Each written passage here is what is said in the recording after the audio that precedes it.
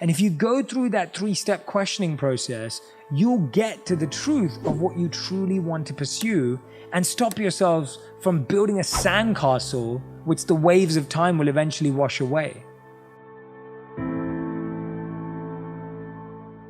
If we've spent a lifetime living someone else's life, how do we in our 30s or our 20s or our 40s or our 50s, how do we just decide, oh, I'm going to start finding out what my life is? So where do we start? One of my favorite ways to start is looking at what we value. And values are a very intangible word. And so there's a very easy way to figure out what you value. There's 2 things you have to look at. You look at how you spend your money, the most painful thing you can possibly do. Go through your bank statement and look at where your money is being spent. That is what you value. The other thing that we spend, just like we spend money, is how we spend our time. Those are the 2 most perfect ways to see what you currently value. Your value isn't what's in your head, isn't what's in your heart, it isn't what's in your mind. It's how you spend your money and how you spend your time. So the question we have to ask ourselves is, where am I currently spending my time? And where do I want to spend it? Now, studies also show that everyone has to go to work, so this isn't about what you do for work. People who had more meaningful, purposeful lives and were healthier, wealthier, and wise invested their time in education over entertainment. The smartest, the wealthiest, the most healthiest, the wisest people in the world were reading books, watching documentaries, taking courses, listening to podcasts, learning to better themselves. And so that's the first place to start.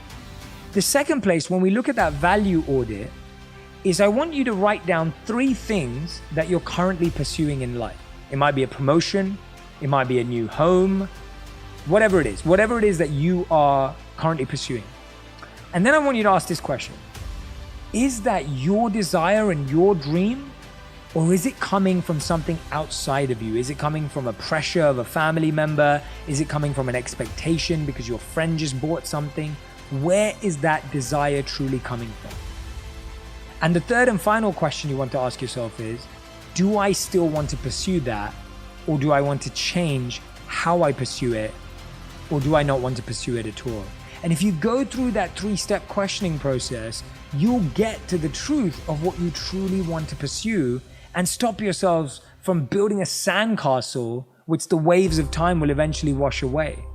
And this is where you'll find, you'll hear a friend or someone you know say, oh, I really value loyalty and I really don't like gossip. And then you find out that person was gossiping about you. And how does that feel? It completely feels like someone's broken your trust. And so often the way we see ourselves or want to see ourselves is amplified compared to how we actually behave. So we'll spot something, and there's a beautiful story that I share in the book, and there's lots of these across the book, but there's these old ancient Indian and Zen stories, and there's this story of the evil king that goes to meet a good king. So the evil king goes to the castle, the quarters of the good king, and the good king, being a good king, invites the evil king inside for some dinner. They sit down, the servers bring out the plates are placed in front of the evil king and the good king, and they're just about to eat. And as they're about to eat, the evil king switches the plates. And the good king goes, what's going on? Like, is that some ceremony in your time? Like, look, why are we doing this? And the evil king goes, well, I don't know, you might have poisoned my food. You might be trying to kill me. You might have poisoned it.